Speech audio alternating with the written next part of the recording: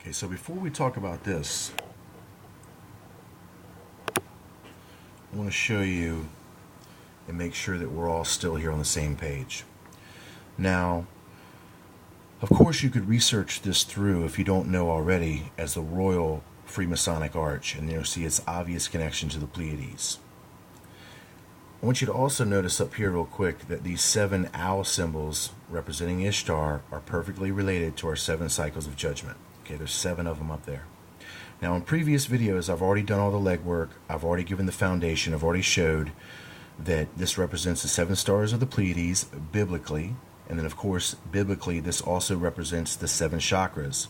Now we're seeing this is all interrelated into the fractal, showing you these 7 cyclic judgments. And you're going to see it's the same event through the chakras that it is through the judgment. It's the same serpent rising event to achieve the same goal of this golden age and enlightenment. If you don't believe me, just watch me. So I've already done this legwork, and the legwork, if you want to research it, I got to kind of talk fast to squeeze this in, takes place in Job chapter 41, related to Job 38, and then we're going to tie this all back up as we did with chapter 27 of the book of Isaiah. What we're going to find out in Isaiah is that this Leviathan, this biblical Leviathan, is none other than a description of this rising Kundalini serpent, who of course is related to these 7 chakric paths along the spine. So let's go ahead and look at the wording here in chapter 27 of Isaiah, and we're going to find out a description of the rising Kundalini. And that day the Lord with his sore and great and strong sword shall punish Leviathan, the piercing serpent, even Leviathan, that crooked serpent, and he shall slay the dragon that is in the sea. Now, paired up with the other scriptures and the other biblical understanding, we understand that this is the rising Kundalini serpent. Now, without your knowledge and understanding all the other scriptures, you'll know it by one simple phrase, the piercing serpent. You'll find out that that's a common way, even nowadays, to describe this Kundalini luminous serpent as it pierces the top of the head and then one reaches enlightenment or illumination. So now that we know that we've got some biblical foundation for what I'm talking about, we can see how we're going to relate these 7 cyclic judgments to the 7 paths of the chakra for them to reach, guess what?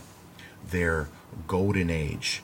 But of course there has to be this judgment, and that's where this serpent pierces through the top of the head, and then this crown chakra is actualized, and they themselves believe that they're going to be gods. They themselves are going to actualize this golden age. It's all the same thing. It fits in 100% perfectly with the fractal, and I could not be more impressed. I mean, this just came out of this series. I really didn't have no plan for this to work this way. It's just coming out this way, friends. So I'm going to show you this path of the 7 chakras is going to be consistent with the agenda of these 7 world age judgments. And it's going to really give us the key to how these judgments are working to raise the vibrational distortion upon each age, ever raising the decibel, ever raising the vibration, until eventually this serpent can pierce through basically this final level through this judgment that they impose, so that they can cause this golden age or this enlightenment so they can be like gods. Well, in all actuality, it really represents at the same time this being coming into a material form into our world and trying to represent it as the God overall. And of course, that's the serpent, the Kundalini rising. So as we see, we would start this whole event from Eden at the base of the crown chakra, and we get the same consistent theme, and that's going to be the serpent rising along this path. Now the only difference is we're armed with the biblical understanding of these 7 stages, these 7 times that shall pass over them before they can reach their final stage of enlightenment.